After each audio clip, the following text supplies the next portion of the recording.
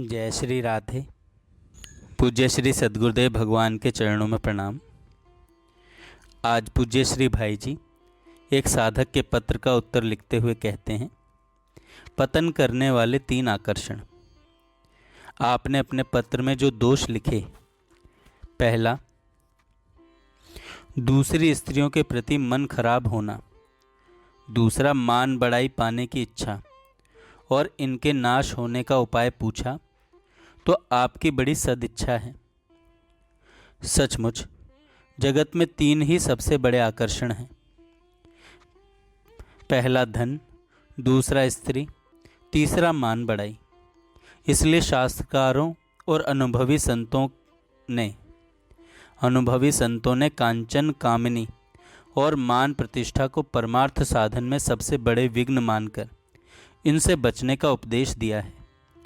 इनमें जिनका चित्त आसक्त है उनसे कौन सा पाप नहीं हो सकता। पापों के होने में प्रधान कारण इनमें हमारी चित्त की आसक्ति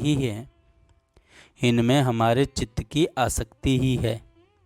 इससे बचने का उपाय है इनमें वैराग्य होना और भगवान में आसक्ति होना। याद रखना चाहिए, जैसे विषय आसक्ति समस्त पापों का मूल है, उसी प्रकार भगवद आसक्ति समस्त पापों का समूल नाश करने के लिए महान शस्त्र है।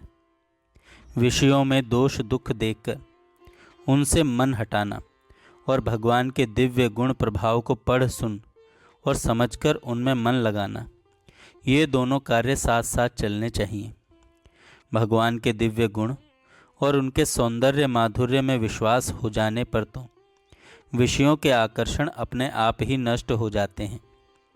सूर्य के सामने दीपक को कौन पूछता है? जब तक वैसा ना हो तब तक भगवान के दिव्य गुणों में विश्वास जमाने और मन लगाने की तथा विषयों से मन हटाने की कोशिश करनी चाहिए।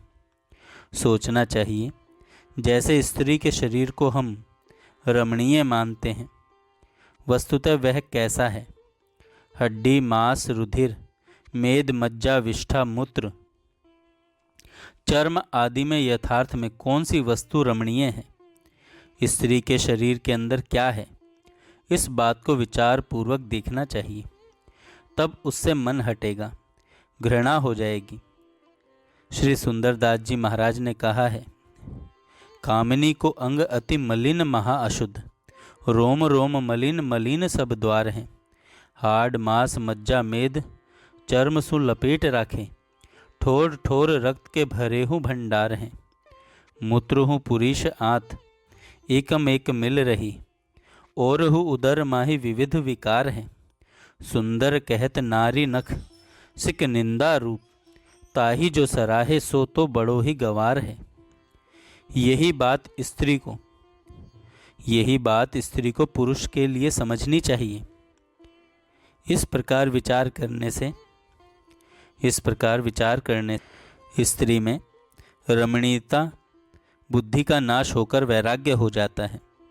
दूसरा उपाय है स्त्री में भोग्य बुद्धि का नाश होना।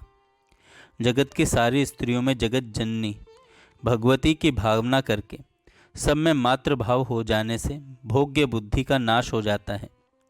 स्त्री दर्शन तो बुरा है ही, स्त्री चिंतन भी बहुत बुरा है। जहाँ तक हो सके स्त्री चिंतन से चित्त को हटाना चाहिए। स्त्री की ओर दृष्टि न डालने की कोशिश करने पर भी उसके पैरों की आहट सुनते ही मन उधर दौड़ने लगता है। इसका कारण यही है कि स्त्री के रूप और सुख में चित्त आसक्त है। आसक्ति ज्यों-ज्यों कम होगी त्यों ही त्यों आकर्षण नष्ट होगा। गायत्री जाप बढ़ाने से भी इस पाप वासना से छुटकारा मिल सकता है। इसी कामना से गायत्री जप करना चाहिए। मान बढ़ाई की बीमारी तो बड़ी दुस्साध्य है। भगवान की कृपा से ही इसका यथार्थ नाश होता है। मान बढ़ाई में मनुष्य एक प्रकार के सुख का सा अनुभव करता है। मान से भी बढ़ाई की कामना अधिक प्रबल होती है। बढ़ाई के लिए मनुष्य मान का भी त्याग कर देता है। वस्तुतः मान का ही विशेष विकसित रूप बढ़ाई है। मान बढ़ाई किसी अंश में लाभदायक भी माने जाते हैं। कारण मान बढ़ाई के लोभ से मनुष्य बहुत बार दान, पुण्य, सेवा, सत्संग, भजन आदि सत्कार्य करता है जो मान बढ़ाई की इच्छा होने के कारण उसको मोक्ष स्वरूप महान फल न दे सकने पर भी अंतःकरण की शुद्धि में सहायक होते हैं। परंतु मान बढ़ाई की इच्छा दंभ की उत्पत्ति में बड़ी सहायक होती है। मान बढ़ाई की इच्छा के लिए किए जाने वाले कर्म का उद्देश्य ऊंचा नहीं होता। सत्संग, भजन आदि भी मान बढ़ाई के उद्देश्य से होते हैं। ऐसी अवस्था में ऐसा करने वाले को सत्संग भजन की इतनी परवाह नहीं होती जितनी मान बढ़ाई की होती है।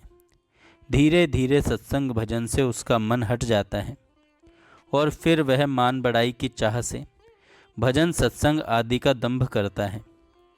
और यदि भजन, सत्संग आदि सत्कार्यों में मान बढ़ाई मिलने की आशा नहीं होती तो फिर वह भजन, सत्संग आदि को स्वरूपतः भी त्याग देता है।